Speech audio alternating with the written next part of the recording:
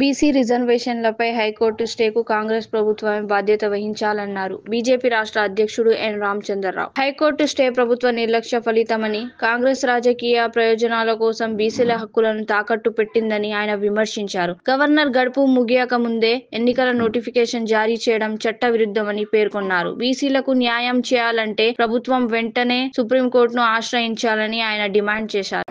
నిజంగా ఈరోజు 42% బీసీ రిజర్వేషన్లకు భారతీయ జనతా పార్టీ పూర్తిగా అటు అసెంబ్లీలో ఇటు బయట కూడా మద్దతు పలకడం జరుగుతూ ఉన్నది. కానీ రాష్ట్ర ప్రభుత్వము కాంగ్రెస్ పార్టీ ముఖ్యంగా బీసీ అంశాన్ని కేవలం రాజకీయ కోణంతోనే ఆలోచించి ఏదో రాజకీయంగానే దీన్ని మనం లబ్ధి పొందాలి అనే ఆలోచనతో మాత్రమే తీసుకున్న నిర్ణయం కాబట్టే ఈరోజు ఈ యొక్క స్టే వచ్చిందని చెప్పేసి భారతీయ జనతా పార్టీ భావిస్తూ ఉంది. మేము ఫస్టే చెప్పినాము, ఒక బిల్లు ఒక రెజల్యూషన్స్తో అసెంబ్లీ రెజల్యూషన్తో 42% రిజర్వేషన్ రావు. రెండోది అమెండ్మెంట్ చేయాల్సిన అవసరం కూడా ఉన్నది అని చెప్పినాము. నేను మాట్లాడిన తర్వాత వీళ్ళు అప్పుడు అమెండ్మెంట్ తీసుకురావడం జరిగింది 285ని. అమెండ్మెంట్ తీసుకొచ్చిన తర్వాత దానికి మళ్ళీ గవర్నరు అసెంట్ కానీ ప్రెసిడెంట్ అసెంట్ కానీ ఉంటుంది, దానికి సమయం ఉంటుంది. ఆగస్టు 31 నాడు అసెంబ్లీలో పెట్టి వీళ్ళు చేసినటువంటి ఒక ఏదైతే సవరణ ఉందో 285A, మా మహేష్ రెడ్డి గారు అసెంబ్లీలో ఉన్నారు, వారందరూ కూడా దానికి పూర్తిగా మద్దతు పలకడం జరిగింది. గవర్నర్ దగ్గరకు పంపించినటువంటి బిల్లు 3 నెలలు గవర్నర్కు సమయం ఉంటుంది. గవర్నర్ గారు దాన్ని ప్రెసిడెంట్ దగ్గర పంపించినా వారి దగ్గర ఉంచుకున్నా 3 నెలల సమయము వెయిట్ చేయాల్సిన అవసరం ఉన్నది. ఆ 3 నెలల సమయంలో కూడా మీరు వెయిట్ చేయకుండా మీరు జియో తీసుకువచ్చి షెడ్యూల్ ఇవ్వడంలో దాని వెనక అర్థం ఏందని చెప్పేసి ఈరోజు ప్రభుత్వము మన ఒక తెలంగాణ బీసీల సమాజానికి బీసీ సమాజానికి చెప్పాల్సిన అవసరం ఉన్నది. ఇది ప్రీమెచ్యూర్, త్వరలోనే కోడి కూసిందంటే మనం తొందరపడి కోడి కూసింది. ఇది తొందరపడి కోడి కూసి కేవలం అడ్వాంటేజ్ కోసం మాత్రం, రాజకీయ అడ్వాంటేజ్ కోసం దీని ఇంపాక్ట్ బీహార్లో పడాలను, లేకుంటే సోనియా గాంధీ నాకు ఓస్కార్ అవార్డు ఇస్తుందనో, నంది అవార్డు ఇస్తుందనో, ఇదా వాళ్ళకి ఆలోచన. బీసీలతో రాజకీయాలు చేయవద్దు, బీసీ యొక్క ఎంపవర్మెంట్ కోసం రాజకీయాలు చేయకూడదు.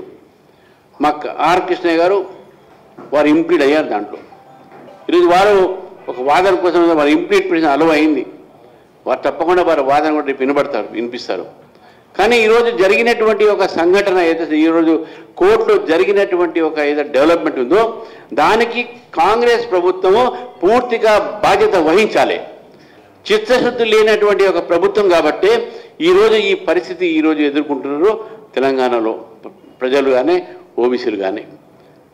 ఎవరైనా మీరు న్యాయవాదిని అడగండి, ఎవరైనా అడగండి, మీరు ఈ ఒక రకమైనటువంటి ఒక తొందరపడి ఎందుకు మీరు తీసుకువచ్చారు? ఒక 10-15 రోజులు అవదా, 3 నెలలు పూర్తిగా అవుతుండే కదా. ఈరోజు నేను నిన్న ఇవాళ పూర్తిగా వాదన నేను ఆన్లైన్లో. ఆ ఆన్లైన్ అయిన వాదనలో ఇదే వచ్చింది, మీరు ఎందుకు వెయిట్ చేయట్లేదు, ఎందుకు తొందరపడుతున్నారని చెప్పేసి. దానికి సమాధానం లేదు. ఇది ఈ యొక్క ప్రభుత్వం తీరు. ప్రతిదీ కూడా రాజకీయ కోణంతో ఆలోచిస్తూ ఉన్నారు. ఈరోజు ఎంత నష్టం జరిగింది ఒక సామాజిక వర్గానికి అనేది ఒక్కసారి ప్రభుత్వం ఆలోచించాలి. ఏదంటే బీజేపీ అడ్డుకుంటుంది, రాష్ట్ర అధ్యక్షుడు అడ్డుకుంటున్నాడు, వాళ్ళు అడ్డుకుంటున్నారు, వీళ్ళు అడ్డుకుంటున్నారు, పేర్లు మాత్రం తీయటమే. కానీ అసలు మీరు అక్కడ మైండ్ అప్లై చేశారా? మీరు తలకాయలు పెట్టుకుని పనిచేశారా? వాస్తవంగా తెలుగులో మాట్లాడాలంటే అప్లికేషన్ ఆఫ్ మైండ్ లేదు ఈ యొక్క తెలంగాణ ప్రభుత్వానికి. కాబట్టి ఈ పరిస్థితి ఈరోజు వచ్చింది. మిత్రులారా, ఈరోజు భారతీయ జనతా పార్టీ ఇప్పుడు కూడా 42% రిజర్వేషన్కు కట్టుబడి ఉంది. మీరు సుప్రీంకోర్టు అయినా పోతారా, ఎక్కడ పోతారా? దీంట్లో ఉన్నటువంటి ఒక లీగల్ లిచుకుల్ని మీరు, ఎందుకంటే మీరు చెప్పారు, ప్రామిస్ చేశారు, కామారెడ్డిలో బీసీ డిక్లరేషను మీరు చేశారు, ఇది మీ బాధ్యత. ఈ రకమైనటువంటి ఒక ఏదైతే పరిస్థితి వచ్చినో దాని ఆ అడ్డుని తొలగించే బాధ్యత మీది. కానీ ఇప్పుడు మీరు చేసింది మొత్తము బిల్ తెచ్చింది మీరు, డిక్లరేషన్ తెచ్చింది మీరు, ఆర్డినెన్స్ తెచ్చింది మీరు, సవరణ తెచ్చింది మీరు, చివరికి మా మీద దోషి బ్లేమ్ చేస్తారా? కాబట్టి ఈరోజు ప్రభుత్వాన్ని నేను చెప్తా ఉన్నాను, హెచ్చరిస్తా ఉన్నాను నేను కాంగ్రెస్ ప్రభుత్వాన్ని, ఈ రకమైన రాజకీయాలు చేయకండి. ప్రజలతోని చిత్తశుద్ధితో మీరు రాజకీయాలు చేయాలి. అంతేగాని అప్లిప్మెంట్ అది బీసీస్ ఉండాలి, కానీ వాళ్ళతోని రాజకీయాలు చేయకూడదని చెప్పేసి కూడా ఈరోజు నేను చెప్తా ఉన్నాను. కాబట్టి ఈరోజు జరిగినటువంటి ఒక పూర్తిగా కోర్టులో జరిగినటువంటి ఒక నిర్ణయానికి, ఆ ఫలితానికి రాష్ట్ర ప్రభుత్వమే దాన్ని బాధ్యత వహించాలని చెప్పేసి కూడా మీకు తెలియజేస్తా ఉన్నాను. Thank you.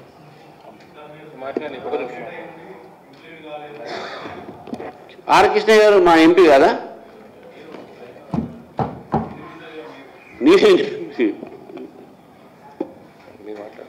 నా సహకారము మా మహేశ్వర రెడ్డి గారు ఇక్కడ ఉన్నారు. అసెంబ్లీలో బిల్లు సపోర్ట్ చేసినాం, ఆర్డినెన్స్ సపోర్ట్ చేసినాం, సవరణ సపోర్ట్ చేసినాం. ఇంకేం కావాలి? లీగల్గా సహకారం మేము చేస్తామండి. భలే ఉన్నారు. మా ఇంప్లీట్ చేసినాం కదా మేము. అవునండి. ఈవెన్ సుప్రీంకోర్టులో కూడా మా మధ్యప్రదేశ్లో 57% రిజర్వేషన్లు ఇవ్వమని చెప్పేసి మా భారతీయ జనతా పార్టీ ప్రభుత్వం సుప్రీంకోర్టులో కొట్లాడుతున్నది. ఈరోజు కొట్లాడుతున్నది. ఈరోజు ఉన్నది, పోస్టింగ్ ఉన్నది, ఈ రోజే ఉన్నది అది సుప్రీంకోర్టులో. మీకు కావాలంటే కేసు వివరాలు ఇస్తాను. 57% ఈరోజు మధ్యప్రదేశ్ రిజర్వేషన్లు ఇస్తే అక్కడ కూడా హైకోర్టు ఇదే విధంగా స్టే అనే రకమైనటువంటి ఒక చేస్తే దాన్ని సుప్రీంకోర్టు ట్రాన్స్ఫర్ అయింది. సుప్రీంకోర్టులో దాని మీద మధ్యప్రదేశ్ ప్రభుత్వం అది 57% మాకు కావాలని చెప్పేసి ఈరోజు సుప్రీంకోర్టులో వాదిస్తూ ఉన్నారు దాని మీద. కాబట్టి మీ సిద్ధం ఉన్నామని చెప్తున్నాం కదా. మేము చెప్తా ఉంటాము. కాళేశ్వరం మీద 2 ఏళ్ళు టైంపాస్ చేసిండు. ఒక ఇది వేసిండు కదా, కమిటీ వేసిండు, ఘోష్ కమిటీ రిపోర్ట్ ఇచ్చింది. కేసీఆర్ ఖాందాన్ మొత్తం బందిపోటులు దోసుక తినడానికి కాళేశ్వరం పెట్టినాను ఆ రిపోర్ట్లో. యాక్షన్ ఏది? మీ ఛానల్ ఎందుకు కాముకున్నాయి? ఎగబడతలేదు ఎందుకు? ఆగండి. సిబిఐ ఇప్పుడు 2 ఏళ్ళు ఏం బీక్కినట్టునా? బిగ్ టీవీ కదా ఇది. 2 ఏళ్ళు ఏం బీక్కిరు కాంగ్రెస్ వాడు? ఆగండి. సిబిఐ చేసే పని సిబిఐ, నువ్వు నేను ప్రశ్నించడానికి సిబిఐ ప్రశ్నించడం మనం లేమిడ. నీ ప్రభుత్వం ఏం బీక్కింది అంటున్నా. ఒకటి ఈ కార్లా కేటీఆర్ ఏమేడు? ఎందుకు బేకారైంది ఈ కార్? కవిత రిజిగ్నేషన్ యాక్సెప్ట్ చేసిర్రా? బిగ్ టీవీలో హైలైట్ చేయండి. ఇది కవిత రిజిగ్నేషన్ యాక్సెప్ట్ చేయడానికి ఎన్ని రోజులు పడుతుంది? స్పీకర్ ఫార్మాట్ ఇవ్వలేదా? ఏంది దోస్తానో ఏంది ములాఖాత్ ఏంది?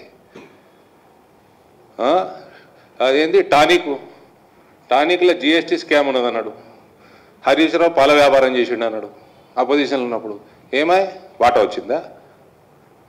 ఇది ఒకటి. ఇంకోటి, ఇక్కడ సూర్యుడు ఒడిసేది అక్కడ ఒడిసినా సరే నేను 4,000 ఇస్తా పెన్షన్ అన్నాడు. అసలు సంపన్న రాష్ట్రం, మా పైసలు ఎటు సంపాదించాలో తెలుసు, సంపాదించి పేదలకు పంచుతాం అన్నాడు. బట్టి విక్రమార్క గారు అయితే లెక్కలు కూడా వేసుకున్నాడు ఎట్టెట్టియాలను. ఏమైంది? ఇప్పుడేమో పైసలు ఉడతలేవు, బ్యాంకులు అప్పులు ఇస్తలేవు, బ్యాంకుల దగ్గరకు పోతే చెప్పులు ఎత్తుకపోతామేమో అనుకుంటున్నారు మమ్మల్ని. మేము బిచ్చగాలము, మాకు బిచ్చం వేస్తలేరు, ఢిల్లీకి పోతే అపాయింట్మెంట్లు ఇస్తలేరు అని ఎలక్షన్లు అయినాక. ఇవన్నీ దొంగతనాలు, దిక్కుమాలిన దద్దమ పాలన కప్పిపుచ్చుకోవడానికి బ్యాక్వర్డ్ క్లాసెస్ యొక్క ఆత్మగౌరవంతో ఆటలాడుతున్నాడు రేవంత్. జయలలిత మీ కాంగ్రెస్ ప్రభుత్వాన్ని వంగబెట్టి తెచ్చుకున్నాము రాష్ట్రానికి రిజర్వేషన్. సుప్రీంకోర్టుకి విరుద్ధంగా ఇప్పుడు రామచంద్రరావు గారు మాట్లాడినారు. జడ్జిమెంట్కి విరుద్ధం అనేక రాష్ట్రాలు ట్రై చేసినాయి.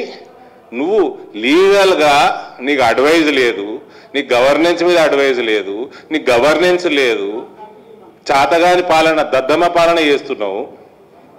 నువ్వు మహిళల్ని మోసం చేస్తీవి, నువ్వు రైతుల్ని మోసం చేస్తీవి, నువ్వు ఎన్ఆర్ఎల్ని నట్టేట ముంచుతీవి, నువ్వు యువతనంతా నాశనం చేస్తీవి, నువ్వు మొత్తం కల్వకుట్ల కుటుంబంతో ములాఖాతై ప్యాకేజీలు తీసుకొని యాక్షన్లు తీసుకోవు. ఇవేమో మీరు చూపెట్టరు. 3 నెలలు సిబిఐ కవితను లేట్ అరెస్ట్ చేసినందుకు బీజేపీ మీద ఏం ఎగిరిండ్రా ఛానల్ వాళ్ళు. ఇప్పుడు ఎగురతలేరు. ఇంకేమైనా ఉందా బిగ్ టీవీ బ్రదర్?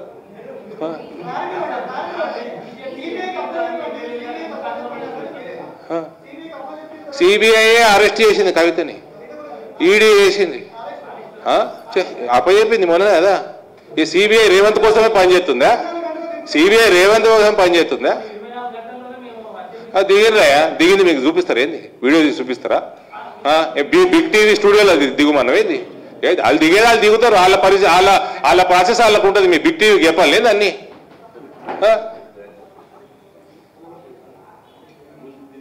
అసలు నువ్వేం బీకినావు? 2 ఏళ్ళు అంటున్నా నేను. 2 ఏళ్ల కిందనే పెట్టనుంటివి మరి సిబిఐకి. ఆయన టైం ఎందుకు వేస్ట్ చేసినావు? ఆయన PC course time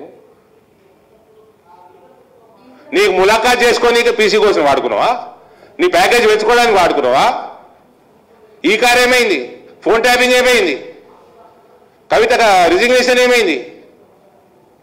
GST scam ఏమైంది? టానిక్లా కొద్దిగా అన్న పౌరుషం ఉండాలి. రేవంత్ నిన్ను ఏంది మధ్యరాత్రి ఎత్తుకపోయిండు కేసీఆర్, తీసుకుపోయి లోపలేసిండు కొడంగల్కి వెళ్ళి ఎలక్షన్లు ఉండగా.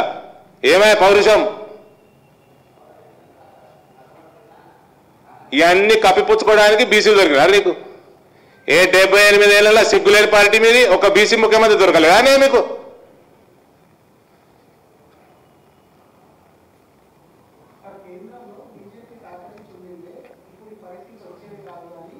మీ రాహుల్ గాంధీ ఏమన్నా పార్లమెంట్కి వచ్చినాడు? ఏమన్నా మాట్లాడిండా? ఏమన్నా వచ్చిండా? ఏమన్నా పార్లమెంట్ నడవనిచ్చిండా? చిత్తశుద్ధి ఉందా? చిత్తశుద్ధి ఉందా? అసలు పార్లమెంట్ నడవనిస్తే కదా అడిగిండా? స్పీకర్ని టైం అడిగిండా?